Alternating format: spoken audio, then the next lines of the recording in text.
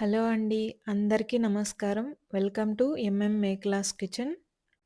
ఈరోజు నేను చూపించబోయే రెసిపీ వచ్చి ఆలూ స్నాక్స్.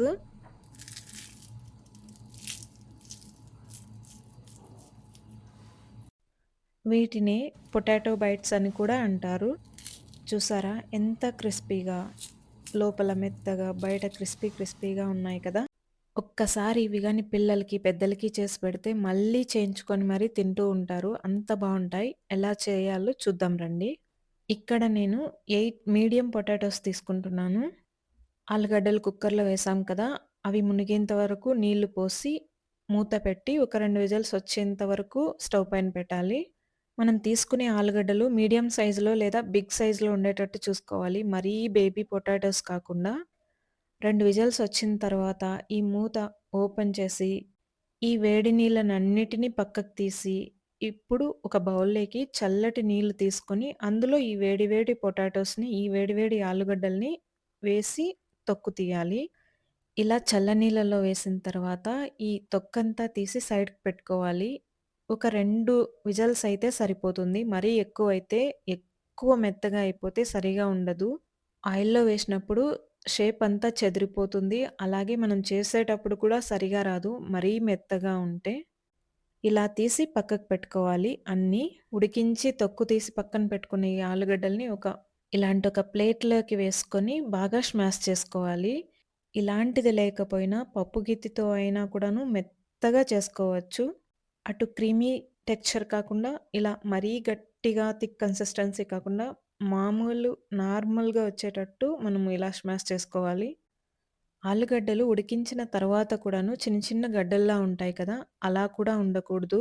మెత్తగా సాఫ్ట్ టెక్స్చర్ వచ్చేంత వరకు మనం ఇలా ప్రెస్ చేస్తూ ఇలా ఒక సాఫ్ట్ కన్సిస్టెన్సీ వచ్చేంత వరకు బాగా స్మాష్ చేసుకోవాలి.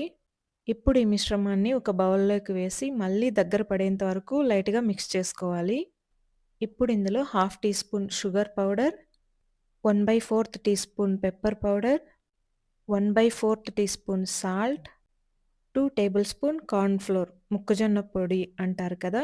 అది ఒక 2 టేబుల్ స్పూన్ యాడ్ చేసుకొని బాగా మిక్స్ చేసుకోవాలి.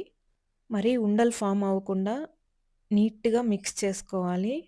ఈ పొడి పిండి కనిపించకుండా ఇందులో మిక్స్ అయ్యేంత వరకు బాగా మెత్తగా కలుపుకోవాలి. ఇప్పుడు ఇందులో వీడియోలో చూపిస్తున్నట్టుగా ఇలా మిక్స్ చేసుకున్న తర్వాత ఒక ప్లేట్ తీసుకొని అందులో ఒక టీ స్పూన్ దాకా ఆయిల్ వేసి బాగా స్ప్రెడ్ చేయాలి. ఇప్పుడు చేతులకు కూడా కొద్దిగా ఆయిల్ తీసుకున్నాను. మనకి ఏ షేప్ కావాలంటే అలాంటి షేప్‌లో మనం ఇప్పుడు ఈ మిక్స్చర్‌ని చేసుకోవచ్చు. రౌండ్ షేప్ అయినా, రౌండ్‌గా బాల్స్‌లా అయినా కూడాను, లేదంటే రెక్టాంగులర్‌గానో ఏదో ఏదైతే అలా మనము షేప్ చేసుకోవచ్చు. ఇప్పుడు నేను ఇలా రెక్టాంగులర్‌గా ఒక 3-4 చేస్తున్నాను మాన్యువల్‌గా. ఇలా కాలేదు, టైం ఎక్కువ తీసుకుంటోంది అంటే ఈ ప్లేట్‌లోనే ఈ ఉండని తీసుకొని ఒక షేప్ వచ్చేంత వరకు స్క్వేర్ లేదా రెక్టాంగులర్ మనకి ఏ షేప్‌లో కావాలంటే ఆ షేప్‌లో స్ప్రెడ్ చేసి ఇలా స్ప్రెడ్ చేసేటప్పుడు మరీ ఒక సైడ్ ఎక్కువ, ఒక సైడ్ తక్కువ ఉండేటట్టు కాకుండా ఈక్వల్‌గా స్ప్రెడ్ చేసుకోవాలి. ఇలా ఒకసారి అంతా స్ప్రెడ్ చేసిన తర్వాత మనకి ఏ షేప్‌లో కావాలంటే ఆ షేప్‌లో కట్ చేసుకోవచ్చు. సో, నేనిప్పుడు కట్ చేస్తున్నది చిన్న పిల్లలకి ఇష్టమయ్యేటట్టు చిన్నగా షేప్ కట్ చేస్తున్నాను. ఇవి ఫ్రెంచ్ ఫ్రైస్ షేప్‌లో అయినా లేదా రౌండ్ బాల్స్‌లో అయినా ఎలాగైనా మనం చేసుకొని ఆయిల్‌లో ఫ్రై చేసుకోవచ్చు. ఇలా మనకు నచ్చిన షేప్‌లో కట్ చేసి పెట్టుకున్న తర్వాత, ఇలా చాకుతోనే ఈ షేప్‌ని ఇలా డివైడ్ చేయాలి. లేదంటే చేత్తో ఈ వేళ్ళతో తీస్తే ఆ షేప్ అంతా చెదిరిపోతుంది. ఆయిల్ వేడయింది కదా!